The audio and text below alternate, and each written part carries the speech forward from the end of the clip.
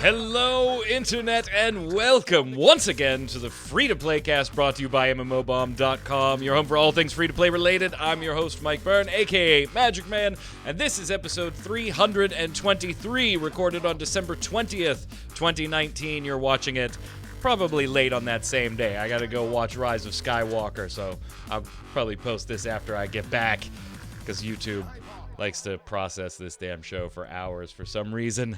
But we've got our last show of the year. We're going to talk about the top 10 news stories of 2019. We'll roll into some new releases and a few reveals from Pearl Abyss on some things.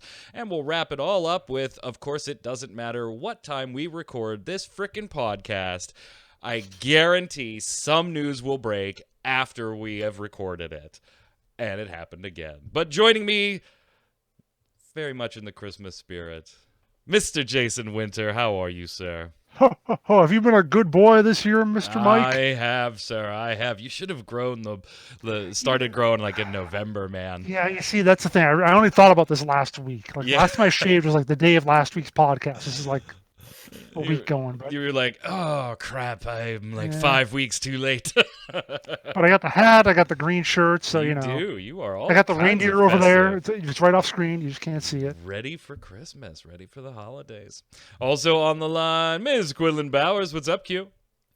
I spent like a good portion of the day listening to my favorite Christmas album, 8-Bit Jesus.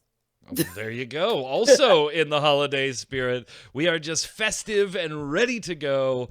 So we'll have no cast next week because it'll be the day after Christmas or 2 days after Christmas when we normally record it. We will have no cast the following week, again, bumping into the New Year holiday being on a Wednesday. So we will be back recording on January 9th or 10th, depending on news cycle and what's going on Thursday or Friday. And tried to get him for this show. It just kind of fell out with the timing on when we were recording this so that we weren't keeping everybody here all day on a Friday before the holiday. Troy Blackburn will be back in January. Zach Sharps will be back in January. Their real lives have now allowed them to come back and start doing things again, so we look forward to seeing both of them. Unfortunately, couldn't get Troy on this particular show. We really, really wanted to, because one of the top 10 news stories is something very near and dear to Troy's heart, but it just didn't work out. But look for them subbing in and out in January. Let's slide over and get started with the news. All right, kicking it off, Jason put up his first top 10 list. Every year, Jason does a few of these, and we provide some input. He's the mastermind behind it, and then we debate order and whether something that's missing should be there, something that's there shouldn't be there. So look for more of those over the next 2 weeks as we close out the year. But the first, and it's typically always the first, is the top 10 news stories of 2019 when it comes to the free-to-play world. And honestly, before we start going into it, we're not going to reveal all of them here. We do want you to go to MMO Bomb and read the article. We're going to touch on some. We will touch on number one because I'm sure most of you can guess it just by what has happened this year and as far as its impact. But Jason, I want to start with you first. There was a little disclaimer on this one that although maybe these things weren't huge immediate impacts, all 10 of them, they do kind of set the stage for some heavier impact as time goes on, the ripple effect, so to speak. Yeah, as I was doing this, I thought about all of them as I was going through, and I was like, there's just very few of them were like, oh my God, this is a huge thing that's been big this year, but they all had a lot of future potential. And I wrote about those. I gave each of them an additional sub-entry in like the potential category, which, come to think of it now that I'm thinking about it, I didn't even put anything about loot boxes and potential legislation, all that stuff on the list anywhere. I didn't even think about it because it was so spread out over the year. Yeah. And really nothing actually got resolved, it seemed like. So. Yeah, and it's kind of been like a 2 and 3 year thing going on that front, by the way. Yeah. So maybe we there's enough there that you do a top 10 loot box stories. Just top 10 loot box stories.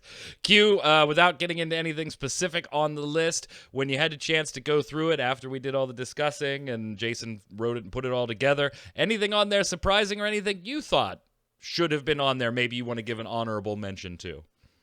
I know Jason hates honorable mentions, so he would not put them in the article, even though I had a Yeah, I few. remember seeing this argument actually. I think, not really. I mean, I think he's kind of right in his assessment that it's like there's kind of big, but yeah, I think more the long-term impact on some of these items, for sure. This is the is- beginning of a lot of things. Yeah. Yes. Well, let's start with number 10 because this is one that is done. Yeah. It is done. All year, basically, Nexon was for sale. And a lot of big companies were supposedly, reportedly, allegedly interested, including Tencent, Electronic Arts, even Disney was part of the team. Kakao was in there too, the team that did the publishing initially for Black Desert Online, for Pearl Abyss. So they were all in there. But then it turned out that the price just wasn't right 7 months later, and it in fact didn't sell at all, Jason. Yeah, he wanted the co-owner Kim Jong-ju wanted about $9 billion. And I remember reading the initial story, it said it might go for around $5 billion or so. So the notion that it was going for 9 probably turned off a lot of those companies to making that purchase. Yeah, it's kind of like when you go into Shark Tank and you have a bad valuation. You know, you're just gonna get crucified by the sharks on Shark Tank. Oh yeah, it's worth $9 billion. Really? Because I'm seeing 5. Not $5 billion, just $5. Yeah, Well, it makes $5. you wonder: is it that he placed emotional value of $9 billion on it, or that's the actual amount of money he needs for something? Yeah, we don't know. I mean, I'm sure there was some emotional value there. You know, him and his wife, I believe it was, owned, you know, the 50, 51, 52 something percent of the company. Sure. And he was part of the original teams way back when. I mean, so there is some emotional attachment there, but being like that high power executive type, you wouldn't think there'd be too much emotional price put in there because you probably recognize that emotional price means nothing as a high-power business person. But, you do have to kind of wonder what's going to happen to Nexon leaking into 2020 here because they really haven't put a big splash title on the market in a while. MapleStory 2, I think they planned for that to be exactly that this year, a big splash title, and it's just not really going anywhere. So, yeah, and Cartwriter Drift. Oh, yeah. Come on. We talked about that last week. I couldn't even do in good conscience a first look on it because there's like nothing in there yet. So we'll have to see what happens to Nexon in 2020. But I think they do need a title sometime soon. Yeah. I don't think it's going to happen in 2020 unless they're working on something we don't know about. I guess the only other thing I'll say too is we only look at the eastern or the western market, which is like True. 10% of their overall revenue. So as long as they have whatever it is, Dungeon and Fighter, is that the one that just Dungeon keeps Fighter going? Online. As long as that keeps going, creating crazy bucks in China, maybe they don't care. Yeah, and their mobile market obviously. So they to did your shut point. down a couple of offices in America, so I guess that's they care. Let's move on. Let's go to number 9 because I think this is another one that there's kind of bigger questions on what's going to happen in 2020, Q. It wasn't that great a year for ArenaNet, particularly Guild Wars 2, when you get right down to it, was it? Between the layoffs and everything else, not really. I mean, but at the same time, it kind of falls into that realm of things that I expect after a while. So, I not great, but not the end of the world. I would agree with you, except for one factor here. So first off, ArenaNet, remember, had about a third of its 400-ish workforce laid off earlier this year. And those were, Jason, teams that were working on other projects, things that weren't announced, things that weren't released, things we didn't have details about yet. And all of those projects got axed, forcing ArenaNet back down to one title, Guild Wars 2. So you say, okay, the revenue's been kind of steady on Guild Wars 2. The team's a little smaller. Maybe this will save a little bit of money in the long term. But Guild Wars 2 getting a little long in the tooth, particularly since, you know, its last expansion, kind of rolling around this idea of it's going to need another expansion sometime soon if you're not going to move elsewhere. But then you had Mike O'Brien, the co-founder, leave the company to start a new company. Then you had Living World designer Jason Reynolds leave the company in November, just as the new season that everybody said, we don't really need an expansion yet. We got a new season kicking off. We can wait till next year. No problem. Oh, shit. The lead Living World designer left. What does this mean? It's just, to me, although I don't think any of it spells doom and you know, closing down for Guild Wars 2 by any stretch of the imagination anytime soon, I do think it leaves a lot of question marks in the air, doesn't it? I think it doesn't leave them a whole lot of room to innovate and do something else, especially when you lose all those other people and you lose your top guy basically who's been with the company for 20 years almost. Granted that you can always find someone new to take over the company and do that sort of thing, but you just wonder what sort of things they had in mind and what sort of initiatives they wanted, what their long-term vision for the company was. All that's kind of gone out the window now, and like you said, it's really just a one-game company putting original Guild Wars, wherever. But for the most part, they just have to. All they can really do right now is focus on Guild Wars 2. It would seem. Do we see an expansion in 2020, Jason? Like, I mean, with the Living World just kicking off and stuff, I kind of see it obviously the same time frame they normally do, late Q3, early Q4, as like the earliest that they would probably do it. But do you see one in 2020? Usually they like to do it at the end of a Living World cycle, and they just announced Chapter 2 of the current thing that's going to come out in January, late January. Usually they go about 4 or 5. I want to say they're like 5 or 6 chapters in each one. So if they do that in their usual cycle every 3 months or so, I don't think we get an expansion this year. I think early 21 would be the earliest we'd see one. Interesting. Let's skip around here. We wanted Troy on here because, of course, Q, we needed to talk about Bless Online, right? We had to talk about Bless Online. I mean, do we really? Absolutely. As one of the top 10 news stories of the year, because it just all happened so fast. After not happening for so long. It all happened so fast. I remember before I even left MMO Bomb and did Game Breaker stuff that Bless Online was a title people wanted to come to the West. That's, 6 years ago, 5 years ago now? Holy At least 7 years for me. I remember like 2012, 2013 doing those. Yeah, it's nuts. Well, it finally made its way to the West in 2018 as a buy-to-play title, of course. We all saw the writing on the wall. I mean, it was already free in other regions and shut down, and relaunched and shut down in some other regions, so buy-to-play didn't make sense here. And so it immediately went free-to-play in November of 2018. So why is this a news story for 2019?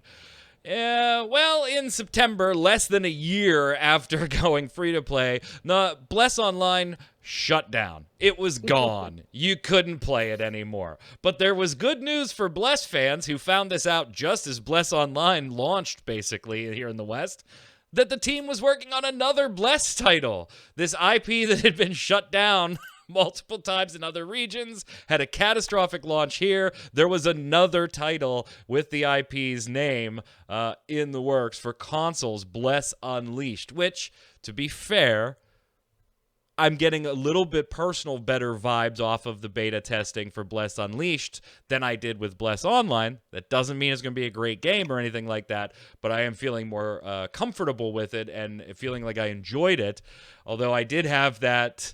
Jason, you and I talked about this, that moment of, am I having fun? Like, I like what I'm doing while I'm sitting here playing this, but am I having fun? I don't know. So we'll have to see.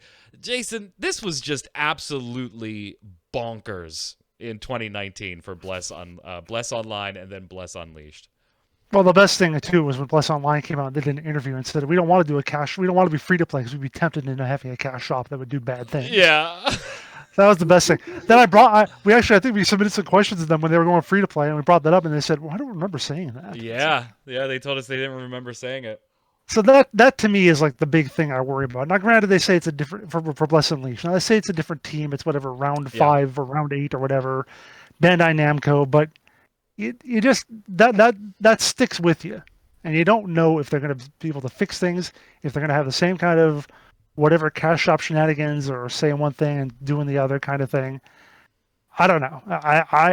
I'm still certainly skeptical about Bless Unleashed. I don't have an Xbox, so I won't even be able to play it. So I'll just have to look and see what other people are saying. But I don't know. If I could play it, I probably still wouldn't. Just because it has Bless in the title. That to me is only the worst thing. They should have called it something else. I don't care what. Q, we talked about this. The idea of, okay, this is a different thing. Why are you carrying the name? We talked about that on a free-to-play cast, that maybe carrying the name over to this was more of a hindrance at this point, with all the bad publicity, particularly when it shut down. I mean, the first question was, what's going on with Bless Unleashed then? And it really doesn't inspire confidence to check out Bless Unleashed if you found out about it in a news story because their primary game with the IP closed down. Yeah, well, and that's the thing too, like, you're having all these problems with this one game, right? Like, all of these problems.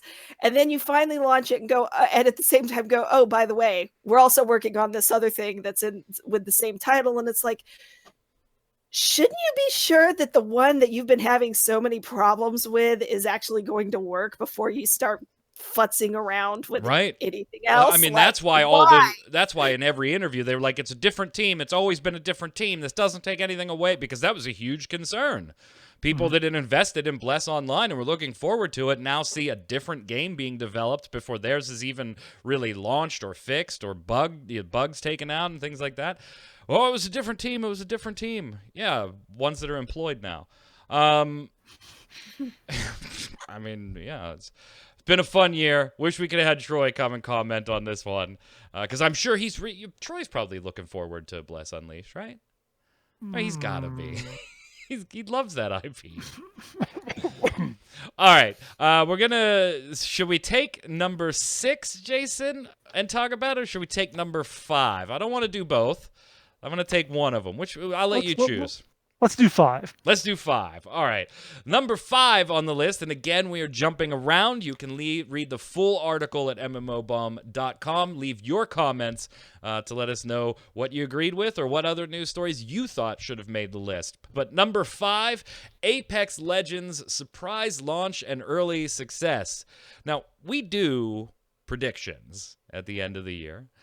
Beginning of the year. In fact, we have a review coming up. It'll be in one of our early January shows where we review our 2019 predictions and lay out our 2020 predictions. So that show is coming, as it always does, in probably the second show of January. First show will probably have a lot of smaller news to catch up. It'll be a rapid fire thing. I don't know. We'll see. We didn't predict anything for Apex Legends on our games. Like one of our top 10 lists is games to look forward to. It wasn't on there, but there was a reason for that, Jason. It was not on our list last year. Why not? Because nobody knew it was happening. It got leaked over a weekend, and everyone was like, wait, Respawn, EA, or whatever, they're working on a Battle Royale? And they're going to release it on Monday? What? Huh? Yeah. Yeah, I was like... It got leaked and launched within the same span of like 7 days in February of this year. 7 days? It was 2 days. Yeah, you're right. And it actually it went gangbusters. Now, part of that queue was the whole paying high-profile streamers obscene amounts of money to go ahead and stream the game for, hours and hours and hours on end, which you can't argue with. About a month of streaming or something. Yeah. 2 weeks, something like that. And it was Ninja and Shroud. And those are really the only 2 big names that I know, because I don't pay that much attention to Twitch anymore. And you know what? I can think of worse ways to spend $1 million in the marketing budget. We had a show where we discussed whether that was worth it or not, but it apparently was at the time, because the game just went nuts. And started encroaching on Fortnite territory when you looked at streams and viewers and things like that. Now, that being said, Jason, it isn't as high on the totem pole as it was for a few months there now. And is that just battle royal fatigue? Is that, updates to the game? What do you think's causing the lull here for Apex Legends? To go back to talk about streamers and spending millions of dollars on them, I guess you can do that when you have no pre-launch marketing budget. Right, yeah. You saved all that money, not... How much have we spent on marketing so far? The hell is marketing? The what? We just put out a stream. It's live, right? Yeah, people will play it. There you go. But yeah, in terms of how it performed over the rest of the year, early on it was showing it had more players early than Fortnite did. I did a little side-by-side comparison. It was actually racking up the numbers faster. But as it went on, like I said, every month we get that thing from Super Data that says, games are making this much, or even I have the list, and Fortnite would stick around in the top, so Apex Legends was like this, and then it just kind of so yeah, I don't know so much if it was Battle Royale fatigue, like the overall Battle Royale fatigue. I think it was more that it did have that really big burst at the start, and they did a really good job getting people in early on, but it might have been a little... There were a lot of features that other Battle Royales quickly stole. Yeah. Oh, yeah, the ping and the respawn stuff. Yeah, that got... Fortnite just immediately like, yeah, we'll take those. Yeah. No problem. But yeah, and that might have been a part of it, too, is the fact that then the other games sort of caught up to them to some degree. But those were innovative and cool. And now, even like I want to say something else that just came out recently that had like a forced teamwork. Because you can only play in teams of 3 in Apex Legends. At least you could early on. Maybe they didn't. Maybe they added the solo option later. Yeah, they've run random. I think Q, you've covered this, where they've run random like weekends or weeks where they have specialized solo and duo queues or something like that. I've probably written that, but considering the amount of like Battle Royale stuff I write, I can never remember who's doing what. Yeah, but to some extent, their innovations got kind of copied by a lot of the other bigger titles. Yes. So maybe it seemed like less of a big deal as the year went on. I think it still looks like it plays pretty well. I haven't played for a few months, so it looks like it plays pretty well. I think too, to be honest, a good portion of that initial player base was because of the streamers who were in there themselves. And once those streamers who were typically Fortnite streamers or already attached to another game that was their primary game, once they were like, all right, well, now I'm going back to my main game because I'm not being paid to do this anymore, all the people that follow them went back with them. So and yeah, November they did do duos for a limited time, so no solo, at least not that I've seen yet, but they did do duo queuing at least. Just gonna see if I can find here. Fortnite is currently 4th on Twitch with 93,000. Apex has about 16,000. Yeah, it really quickly disappeared from the top 10 on Twitch and the top 10 in Super Data as far as revenue goes too. It was a pretty quick spiral down. Now, that doesn't mean the game's dying or anything like that. 16,000 people sitting there watching it, that's a good sign. There's a lot of games that would love 16,000 people just watching it, let alone playing it. Although at 15,800, just 3 spots past that is Heroes of the Storm, so I don't know what that means. So, worth keeping an eye on. See where Apex Legends shakes up the formula a little bit in 2020 to kind of get back in there and start swinging. More stuff on the list. We're going to cover one more, the number 1 here, but check out the list again. I can't encourage you enough to. Riot's on there. Is it good? Is it bad? Is it both? I don't know. They've had pretty up and down year. City of Heroes, Capes. Is it going to be a thing? I don't know. Take a look at some of the other items on the list. See what we had to say about those news stories. The number 1 news story, I think, this year, Q, and I don't disagree. I didn't disagree when Jason gave us the list to review. I don't think you disagree here. As far as global impact, not just in free-to-play gaming, but in gaming and in the world in general, I think the number 1 story has to be the Hearthstone banning of pro Hong Kong players for comments made on streams. Yeah, well, and it's one of those things too that obviously doesn't just affect gaming, right? It's more of a broad thing, but also I did agree with Jason in his assessment that in the grand scheme of things, it's probably not like you're not going to see that much out of it in the long run. at least, for impact on Blizzard stuff. I mean, I sat and watched it on Twitch, right? You had or not Twitch, but Twitch. you, know, you had the people that are like, boycott Blizzard, blah, blah, blah. And then I would turn around and see other people that I know, that I've known from Game Breaker or whatever, who were like, yay, new Warcraft thing. Like, immediately after, like, these two tweets right here together, and you're just like, well, So, I mean, it is a big deal, and it's something that across all industries is something that needs to be looked at. But I don't know how big of a deal or how big of an impact it's going to make in the long run. It certainly cast a light, not just on Blizzard, but on a number of American companies who are trying, mostly unsuccessfully, to skate that fine line between we want to do business in China, but we don't want to be promoting or instilling the values of Chinese corporations and government. Being here in the United States, the whole free speech thing and all that stuff. It's a delicate line. Blizzard fell off the tightrope, Jason. A lot of other companies fell off the tightrope, but Blizzard fell off kind of catastrophically. They fell off. They came back, they edited the punishments and everything, then they issued an apology that really wasn't an apology, that tried to specifically say, this has nothing to do with us doing business in China, to which the rest of the world said, you're full of shit. And then we went into BlizzCon, and while I thought it was genius for them to hit this right off the top of the show, I thought that I gave them absolute kudos. Go out and make a statement on this before the show even starts. Great job there. They went out and really just reiterated the non-apology apology, and they took all the flack that went with that. Will the boycotts hurt them as far as their Q4 results? I don't know. We'll see early next year. But, yeah, it's bad PR all the way around, and I think, Jason, it's something that a lot of these gaming companies are going to be watched pretty closely in 2020 to see how they tread this line. Yeah, I mean, a few of them did react, shortly thereafter. Epic Games, Tim Sweeney said, that's fine, we don't care, people can say whatever they want. Whereas, was it Valve, I think? One of the, I think it was Riot, actually, who said, yeah, don't say that sort of stuff at our tournaments. So they're going to go kind of on both sides of it, and it's going to be interesting to see if, but again, this is sort of what I talk about with the long-term effects. It's like, here we are, barely 2 months after that, and you don't really hear about it anymore. You don't hear about a tournament where, you don't even hear people talking about, hey, at this tournament, will this thing happen? It kind of all stopped at BlizzCon.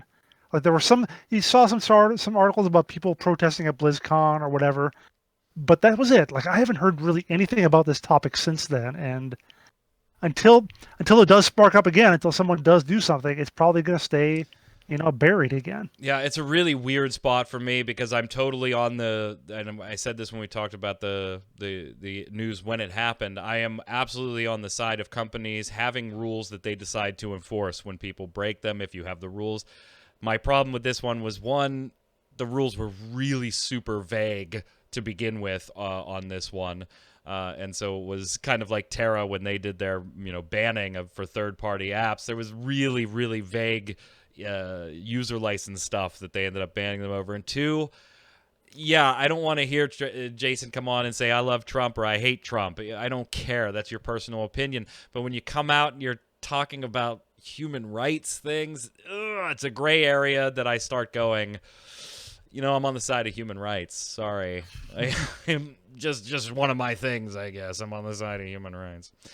Check out the story on mmobomb.com. Moving on here, we've got some new news on some Pearl Abyss titles. Now, again, we don't know if any of these are going to be free to play. In fact, we have guesses that most of them are not. That Doke V, we kind of think probably will hit the free to play because it seems to be catering more to that mobile type audience. I still think the game we're going to talk about now probably dabbles in free-to-play or a free-to-play hybrid model, and that is Plan 8, the unique shooter with MMO gameplay elements. But we got some new news on that title this week, Jason. What did we learn? Yeah, we got a nice big, long, bullet-pointed list of features for the game, which, as I said, sound a little hypey, like it's going to be an entirely new experience unlike any other shooter game on the market. And what was the other good one? A unique shooter title with MMO gameplay elements. Open up gameplay experiences never before seen in any game. But you don't buy that stuff? I mean, that sounds like totally unbiased. You know, they looked at the product and said, "This is unlike anything we've ever seen." Yeah, whatever. But putting that aside, the fact that they say it is going to be like I think they talk about open world, or they say blah blah blah blah blah. Yeah, open world MMO elements, but also a shooter. So that's kind of neat. That makes it feel a little more like I guess I'd say something like Defiance as opposed to Destiny, which Destiny is neat, but it's kind of, I guess it is open world, but it is kind of sectioned off into different planets and so forth. I prefer something that doesn't have maybe that kind of, that's a little more seamless with its transitions to different zones. Yeah. And just the notion that they talk about the exosuits and some of the things you could see in the screenshots of them or the descriptions they have of using different parts of your exosuit. Like if you have special legs, you can jump high. If you have arms, you can grab stuff and climb or whatever. So that, I'll admit, is kind of on the unique side. Whether it's worth touting a bullet point about how amazing and spectacular it is, I don't know. But at least they sound like they're at least trying to do something a little different. Now, is it going to be this is actually the defining feature of it? Or is it going to be this is a shooter like every other shooter you've done before, but hey, we got special arms? Yeah, it feels like you mentioned Destiny 2. I kind of feel like it's going to be that type of looter shooter MMO experience, maybe more towards the Anthem side of things. Where there's that's not a good thing. No, I'm talking about as far as like this big open world instead of jumping like you said from planet to planet. By the way, Anthem, totally going to get a revamp here apparently. We'll see how that works out. Yeah. Maybe in that revamp, a free-to-play would be in order here. Just to remind people, the list from the last piece was about top free-to-play news of the year, so that's why Anthem isn't on there. Right. By the way, Cloak commented on this one. Some great points that Cloak makes, and I'm not going to read them all here, but Cloak says, whether or not it turns out to be free-to-play, you already know it's not going to be free-to-play. It's Pearl Abyss. It'll cost an arm and a leg to get into the closed beta and then drop down to $10 once the numbers start to slow with those people wanting to enter closed beta. I don't agree on this one.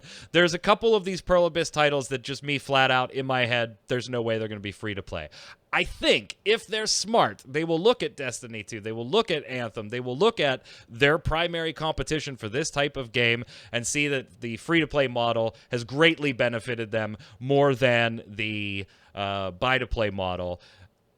You could argue, well, hey, Destiny 2 was buy-to-play. Okay, fine. And I hear your argument. I would also counter-argue that Destiny was also an established IP at the time, that it went with a buy-to-play model for Destiny 2. So it had years of the Destiny IP behind it and a nice following to go with, where Pearl Abyss and their shooter that they've never done before doesn't. So I could see this one slipping into free-to-play, and I hope it does.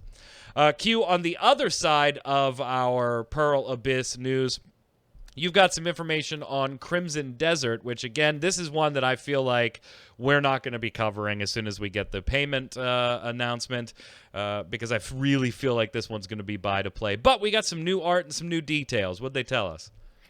Not a lot. Right. At all. We do know that it was originally intended to be like the kind of a prequel to Black Desert, but their description was a little odd, but in like the press release they sent us, but it made it essentially sound like, well, we intended to do this, but as we started, it just kind of spiraled into this other thing, but they kept the name, I guess. So there's that.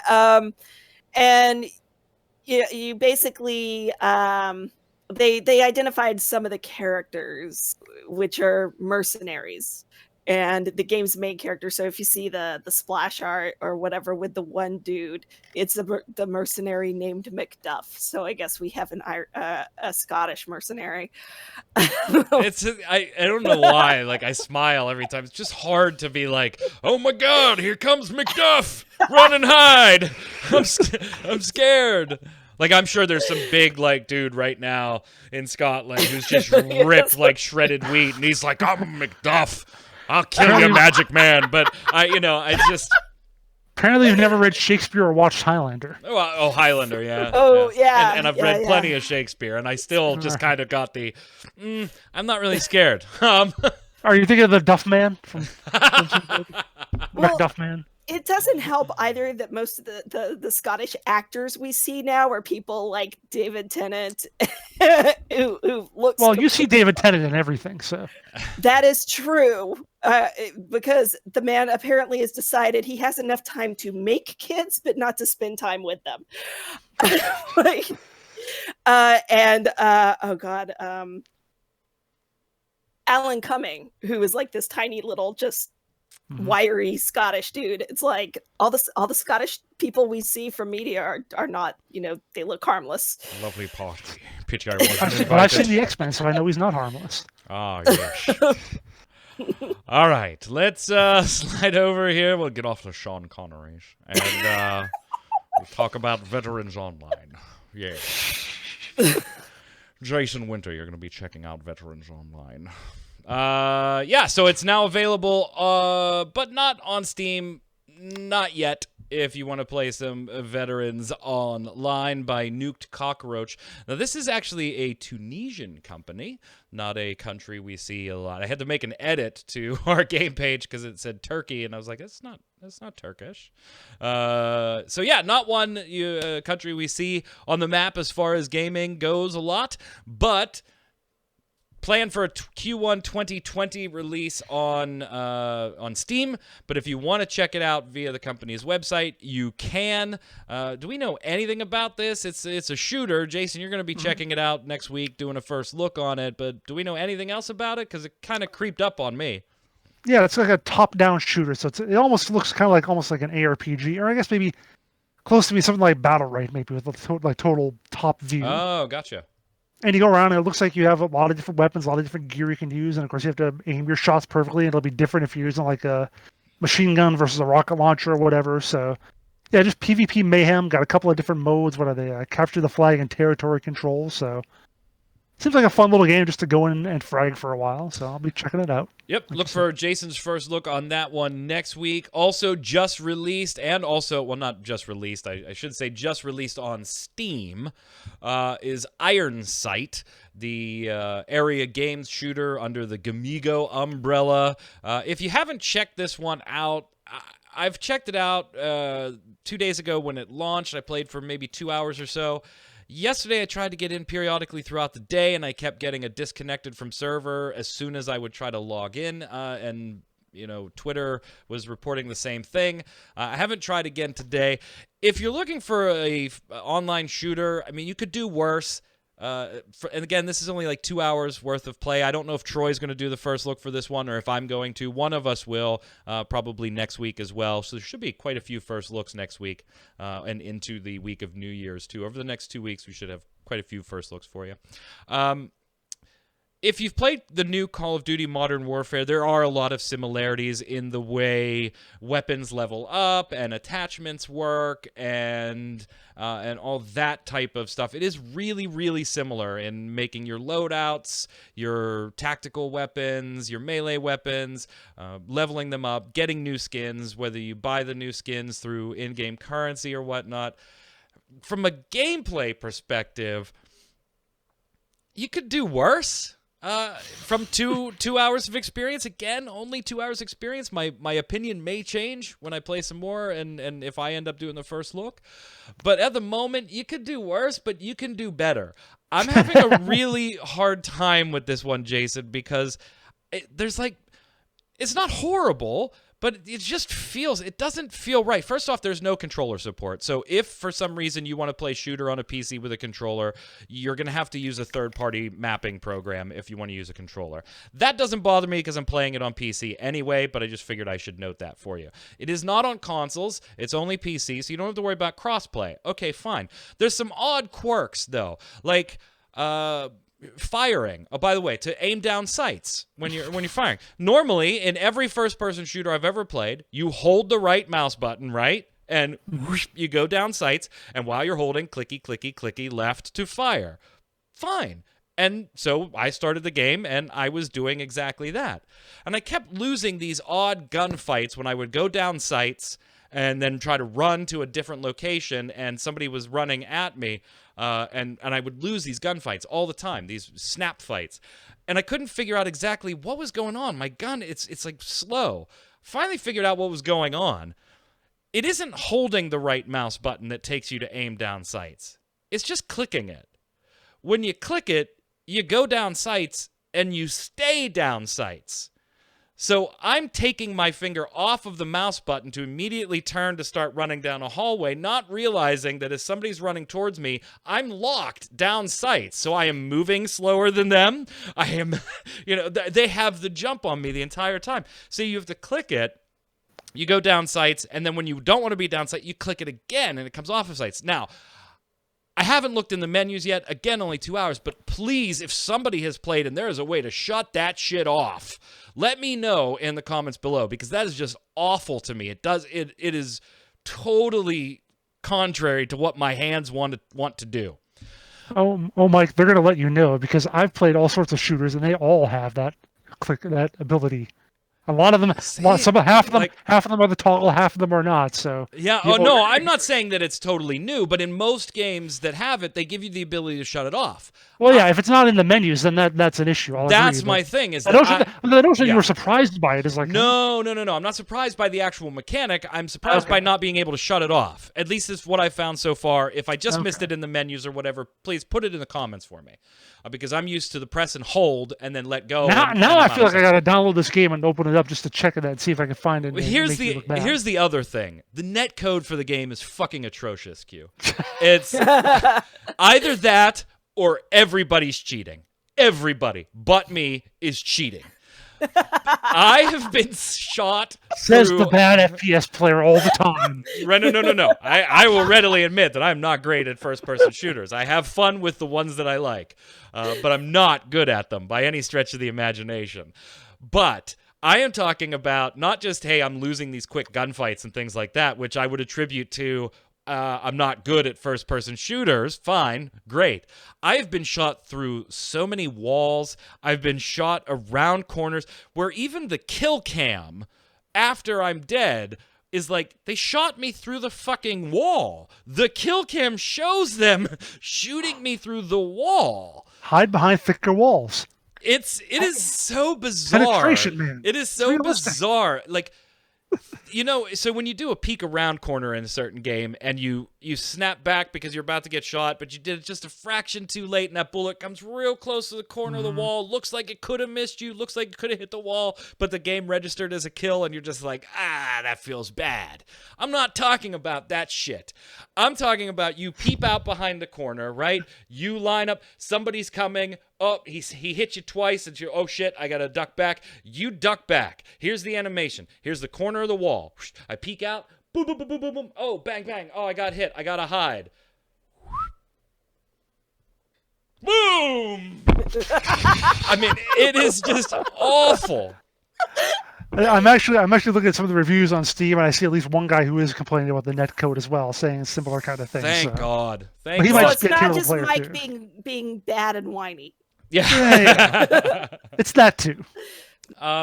In maps, I'm just kind of meh on. They all seem to be pretty much 3-lane affairs, but the middles are overexposed in a lot of the maps. Anyway, again, that's only 2 hours. I'm going to spend some more time with it if the damn game boots up. If you want to check it out, it is available on Steam now. Before we move over to the weekly bombs, the news last week that broke Friday after the East Coast was shut down, because that is Daybreak's MO on everything anymore. PlanetSide Arena, Jason, is no more. The news was posted like while we were doing the cast. I didn't see it until like the next day. I actually saw it on Reddit. That's how I learned about it, and then found the link and whatever. But yeah, PlanetSide Arena is shutting down. They said that their team set out with an ambitious vision for a game that combined the massive scale combat and camaraderie of PlanetSide through a diverse collection of new game modes. But it has become clear after several months in early access that our population levels make it impossible to sustain the gameplay experience we envisioned. Yeah, they set out with an ambitious vision to get some more money out of the PlanetSide franchise without having to spend much on it. That was their ambitious vision, I think. This was a quick asset flip to try and inject some cash into the company and not much more. And it showed. Look, there's Q's stunned face. Yeah. She is shocked by this news, Q. Yeah, I'm very shocked. Actually, my favorite comment on the thing is somebody goes, insert shocked Pikachu here. On a good note, Jason, to your very bitter, resentful comment, they are offering full refunds. You know they have to. Their attempt to inject money failed dramatically, if that was the actual intent, because they're going to have to give it all back. Yeah, I mean they have to do that because otherwise, why would I'll say this. I'll say the smart part of me says they have to, because otherwise, the next time they do an early access game, why would you pay money for it if it's just going to be blown out the toilet and not going to be worth anything? But whatever they do next, someone will throw money at it no matter what. We're doing another EverQuest game. Well, I was just going to say, Q, speaking of this, what do you think Daybreak does next? Like, what can they do next? I don't know. I mean, it doesn't seem like they want to spend the money to do an EverQuest, a big thing like that, or something new. They may not have the money to spend. You're right. I don't think they do, which is, okay, fine, but then you've got to invest what you do have in the properties that you have to get the most out of, or the games that you have currently, and get the most out of those. But all of their games are so long in the tooth now that, you're not going to get a sudden influx of EQ2 players at this point, or an EQ1 players, or hell, even PlanetSide Arena or PlanetSide 2. You're not going to get a huge influx of PlanetSide 2 or DCUO players anymore. What happens here? Is 2020 the year we see Daybreak go away, or bifurcate into a bunch of different companies, or be absorbed by somebody? What do you think? I mean, if I were a company, I'm not sure I'd want to absorb them, because, like you said, everything they have is so dated at this point. And I mean, yes, they're still putting out expansions for EverQuest and EverQuest 2, and there are people obviously still paying money for these, but it's the people who have been playing the game for freaking ever. Like, that's the dedicated fan base, the people that are actually spending the money to go to, the convention and all of that. And they're not going to get new players for those. You would literally have to make like an EverQuest 3. So I guess maybe buying the IPs might work for some people. Like, oh, well, that's we'll my thought. 3. That might be it. But as far as like everything else, like you're not buying the player base or any of that, like the existing player base or any of that, because it's just not worth it. Yeah, I think you're dead on. That's where I think too. And Jason, I wonder if you agree, is that any potential company that would buy a for sale Daybreak, which we have no knowledge of it being for sale, by the way, this is all speculation, I think is purely buying it for the IPs, in particular EverQuest and maybe PlanetSide, with the intention of, we're going to have to spend a lot of money building a product, but this IP, we believe if we build it right, we'll have a significant ROI. You can't, as Q said, be buying it just for the income that it's pulling in now. Yeah, I might have something to say about that in my predictions article for next year, but yeah, I think there's going to be some significant changes coming to Daybreak next year. PlanetSide Arena, to some extent, was their last shot at producing something. I think so too. It fell completely flat, so they have to do something else now. I think so too. Let's slide over and do the weekly bombs. I'm gonna go first. Feels good. Of course you are. I'm gonna give a dub bomb to beta signups for Phantasy Star Online 2. Yeah. If you don't know, Xbox One signups for Phantasy Star Online 2's beta, which will be coming early next year, are available. You got to go to the Xbox Insider Hub. So if you don't have that downloaded, it's just an app in the Microsoft Store when you're on your Xbox. Search Insider Hub, download it. There's only like 1 or 2 things in it right now, one of them being the Phantasy Star Online 2 beta. You can go ahead and sign up for that. It is exclusively on Xbox, as it was announced a while ago when we saw this was going to be released. We don't know if the future will hold a PlayStation 4 or a Western PC release. And again, that's only in North America too. So there are some severe limitations on this, both location-wise and system-wise, as far as the game's initial release here in the West. But I couldn't be more excited. I'm already signed up. And we should be seeing, I think the release date for that in the West was like in March, which is already a ridiculous... Along with every other game. Yeah, along with every other game that's coming out. So in between playing Final Fantasy VII and some other titles, I'll be playing some Phantasy Star Online too. Can't wait. Can't wait. Kind of disappointed it's Xbox only, but I'll deal with it. Go ahead, Jason. It's time. I'm going to give a dub bomb to preservatives and hopefully good packaging. Oh my God, you got that last year. Yes. Oh, no. That was the. Did you get Perfect World's gift this year? No, I didn't get anything from them this year. Oh, so while you're opening that, Jason is opening the caramel corn that we received from Perfect World last year as like just a holidays thing from them. This year, I got a Yeti cup from them and like 10 packs of single-serve coffee from a coffee shop in California. So very nice of Perfect World to send things like that. Happy holidays to the Perfect team World, there. just so you know, we're still ticked off you guys and the extra games for not having a Torchlight out this year. Right. Yeah. We got All right, the here we go. Magic MMO. Go ahead. Still good?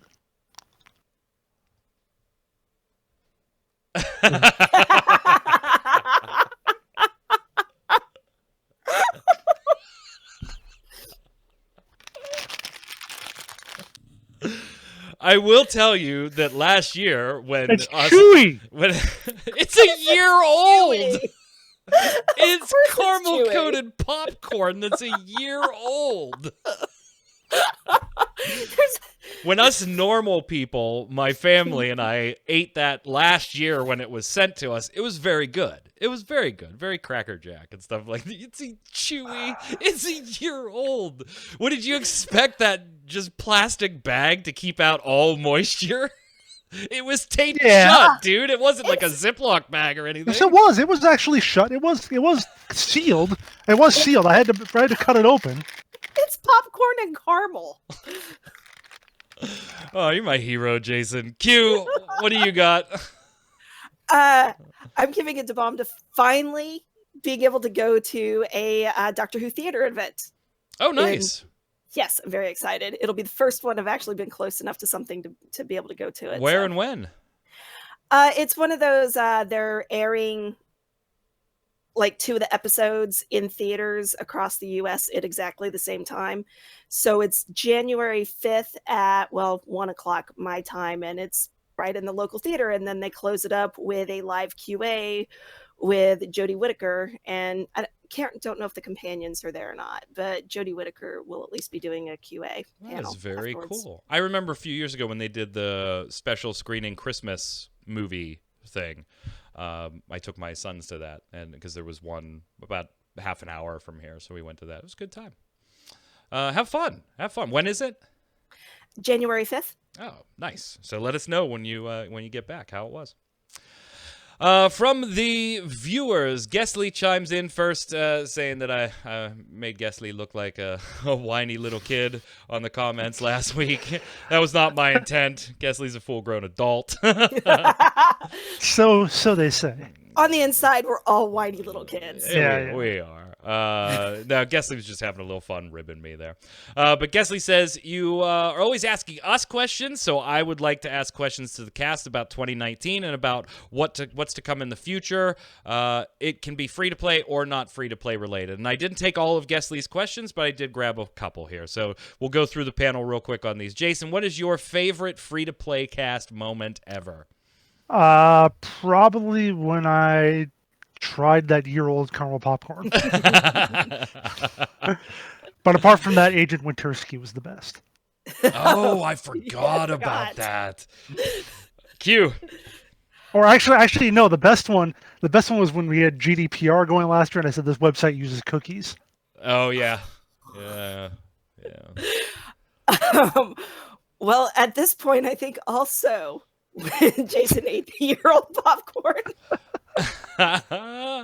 Last time I was asked this question, I think like a year or so ago, it was the story of Brim, a co-host of mine years back, and the laptop story. I'm not going to tell the story again here. But I will say that my second favorite then was having Havoc on the show a number of times, who is my real-life younger brother. He's about a year and a half younger than I am. And every show turned into him ranting that he was on.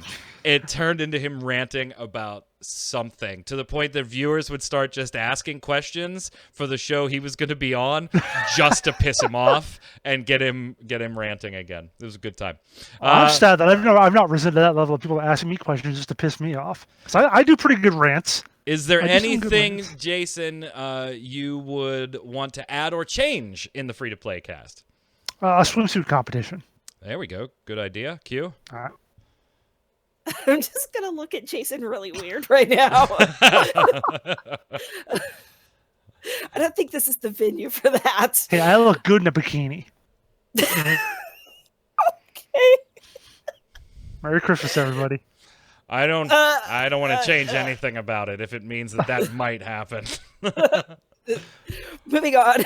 Yeah, I would like to put game footage in. I used to edit game footage in over the entire episode, but I got sick of the comments, because I just grabbed the footage that's readily available. Hours, which means if we're talking about League of Legends, you got to deal with the fact that I'm dealing with a first look that was done 9 years ago on League of Legends, and the game looks different. But yeah, I just, it's not worth it with the comments wise. That, and it's, to me, this has always been like the shows I watched on Game Breaker. I never really spent a lot of time looking at our ugly mugs, right? I always had it minimized in the background and listened. So to be honest, maybe that's something I would consider changing. Speaking of Game Breaker, I do miss actually doing it live, like on Twitch. I do too. A lot of viewers in there. Yeah, I do that too. was always fun. Our Twitch streams on MMO Bob have never done that well, and I don't think a cast would. Well, get much our better, Twitch, particularly if we did the cast, though, we would have to change the timing. Right now, we typically recorded like 2 or 3 or 4 Eastern time and then post it in the evening. I think for the best results, we would have to like bump to 7 or 8 o'clock, which is when we were doing the Game Breaker ones.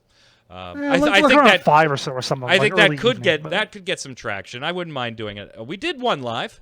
We did the 100th episode live. That was before I went to Game Breaker. Was it the 50th or the 100th? No. It was after you went to Game Breaker, but you came back for like a special. I remember No. I'm talking about before you and were I was on the around. site.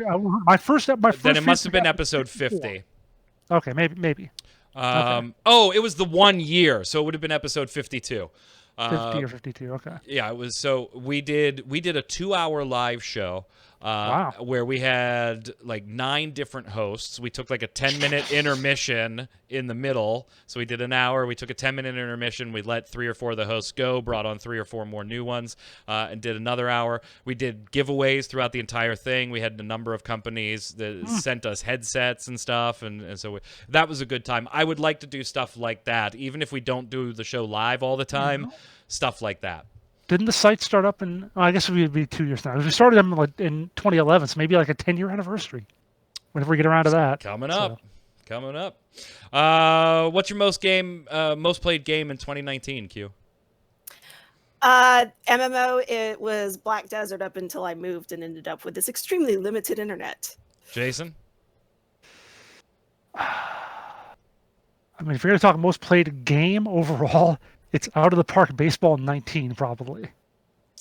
But if you want MMO in terms of online things, probably Overwatch.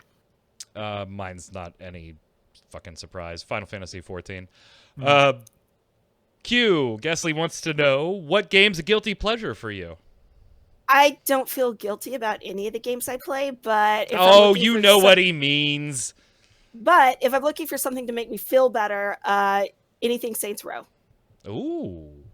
Johnny Gat is my spirit animal. Jason? I don't have guilty pleasures. They're all out in the open. Everything I do. Yeah, all your weird fetishes are out in the open. Do not look at my browser history.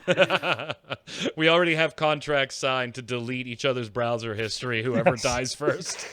What, between the two of you? Yeah. Yeah. Jason's dead. Looks like I'm booking a flight. Guilty pleasure, if I had to classify a game as lately, it's been Control. Not necessarily a guilty pleasure. I did finally beat it last night after not having played it and saw it at the Video Game Awards or at the Game Awards.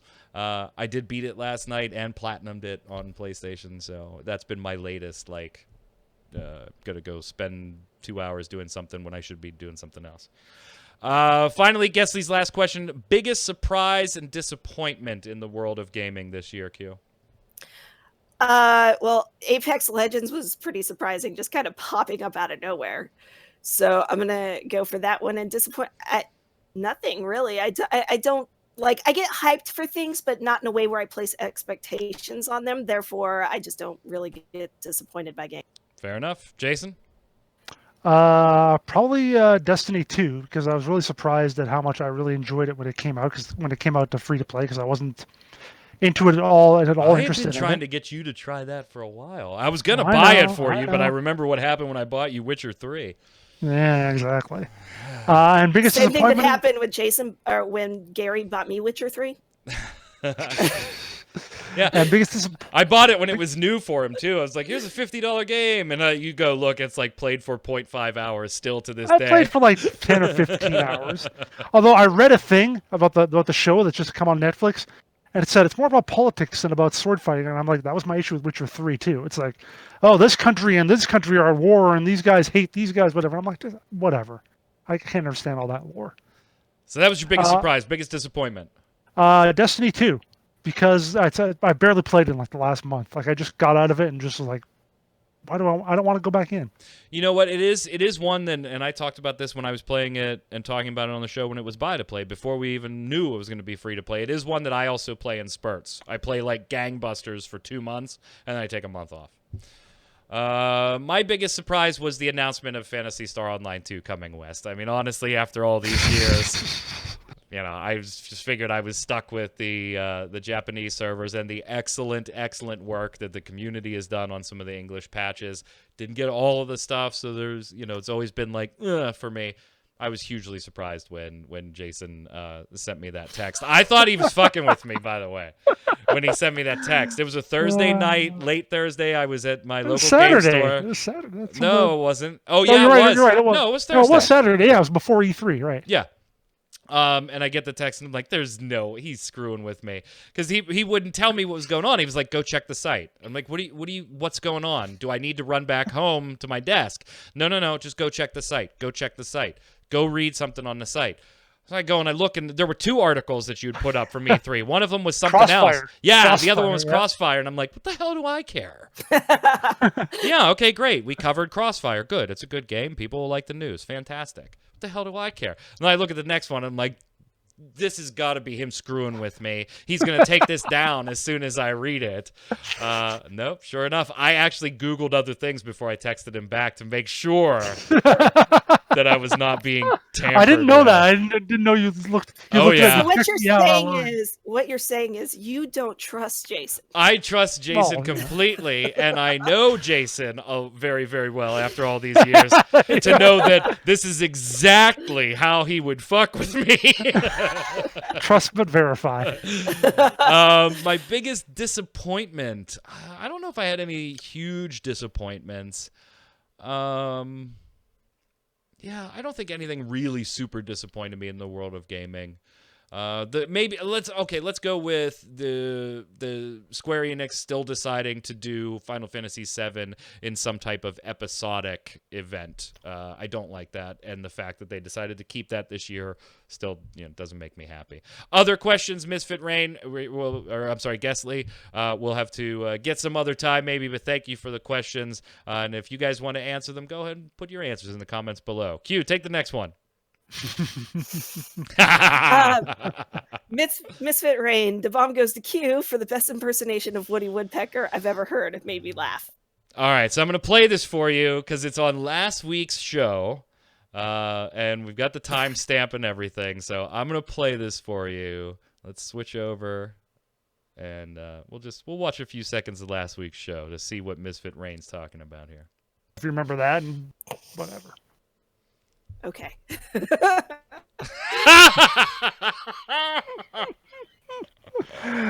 It's perfect. It is dead on. And you can tell it is not intentional at all. It's just Q laughing. But the length, the duration, the pitch, it is exact. She is just dead on. The sad thing is I would probably not be able to replicate that on purpose. Nope. No, never. Good catch, Misfit Rain. We loved it. Jason, go ahead. Josh Knight says, the bomb to World of Warcraft Battle for Azeroth. I had surgery 3 days after it came out, and it took a month to be well enough to play video games at the computer again. So by that point, I lost interest. I'm having a great time. In particular, I'm really enjoying the Mythic Plus dungeon system. I love Final Fantasy XIV, but I generally only sub to 14 for the storylines of each patch. Awesome. I was dabbling in Battle for Azeroth too, as well. Also, not Battle for Azeroth, the sequel. That'll be the expansion, and that'll be the next expansion. Right, yeah. just start naming the expansions. 2, 3, 4. Question of the week last week. What was your favorite moment, reveal, announcement, whatever from the Game Awards? Guessly chiming in here too. By the way, also referencing back to last week's question that we answered, which was what game should have a sequel. So Guessly chimed in with an additional thought here. By the way, while listening to others' answers, one more game popped into my mind, Cabal Online. Yes, there was a Cabal 2, but let's forget about that game. I would like Cabal 2 to be as the original one with everything improved, what made that game great and fun, not changed, and kept only like 5 to 10% of that franchise. Even now, I remember that Cabal 2 was longer in beta than it was live. Answer for this week's question, best moment, I woke up and missed the Game Awards, but a lot of people said it was too long, the show was dragged out and even cringy, so I watched a few videos about it, and it was okay, improved and better than other years for sure. There was no announcement which made me hyped about something, but I'm always up to some new MMO, and New World and Godfall caught my attention the most. Much love. Guessly, much love. Right back to you. Have a happy holidays. Jason. Yamikami says, my favorite moment was Hideo Kojima saying thanks. Aww. Cute. Frumblefoot, which is an amazing name. An award show has too many ads when they run not 1, but 2 Google Stadia ads. Yeah, the Stadia not doing well. Imagine that. Misfit Rain chiming in here, too. The New World announcement. I'm with Mike times 2. 1, I don't know if I can say I was an alpha, so I won't say that, but I liked it. When it went down... in question marks. I won't say that. When it went down, I thought it was going to go bye-bye with the announcement of them getting involved in the new Lord of the Rings MMO. And 2, that trailer gave me chills and makes me really want to play it. Yeah, Jason and I both really enjoyed that trailer. I'm still with you, Misfit, and you're with me. We're a little, we'll see. Go ahead, Jason. Bruckner Catalan says, Game Awards, just like movie awards, aren't that important. There's plenty of great games, it just depends on what genre you like. Sekiro is a game I'd play only if my Steam library got deleted and I got that one for free. Does that mean the game is bad? I don't know. It's bad to me. I did not buy Borderlands 3, but it's clear to me I will enjoy it a lot more, making it a more worthy game of the year to me. Fair enough. Honestly, the awards part of it is the part that I find the least entertaining. Yeah, it's just the previews and the trailers and so forth. So, I mean, I agree with you with on Game Awards. That said, Partner Catalan bringing up Borderlands 3, I'd forgotten that existed. Did that get any sort of mention at the Game Awards? No, that's not good for Gearbox. No, I think it was in there for a couple. Was it? Yeah, it was. Was it music or voiceover? Okay. Randy Pitchford's porn files get more attention than Borderlands. Wow. Okay. Nominate. It was up for best game too. It was up for here we go. Best game and best action game. My screen just refreshed to give me the Game Awards page when I really didn't want that. Yeah, it was up for Game of the Year. Right. No, it wasn't. What is Google saying? What are you dude? Find an actual page. Good God, man. Oh, wait, here's category. View categories. Action game. Okay, yeah, action adventure game Borderlands 3 was up for that. Okay. Audio design, nope. And were they up for anything else? Multiplayer game. Multiplayer game. So yeah, That's they it. were up for a few. Okay. Q, finish it off. Okay, I'm probably gonna butcher this name because I have no idea what to do with these vowels. So, Joao. Empyrean's release was the worst kept secret of Game Awards, most likely. There were talks last week or so that partners should reserve time for this Thursday to stream, and Warframe going to the Game Awards without a nomination was a bit weird. Yeah, we talked about that on last week's show, where if you put 2 and 2 together as a Warframe fan, you probably knew that announcement was coming.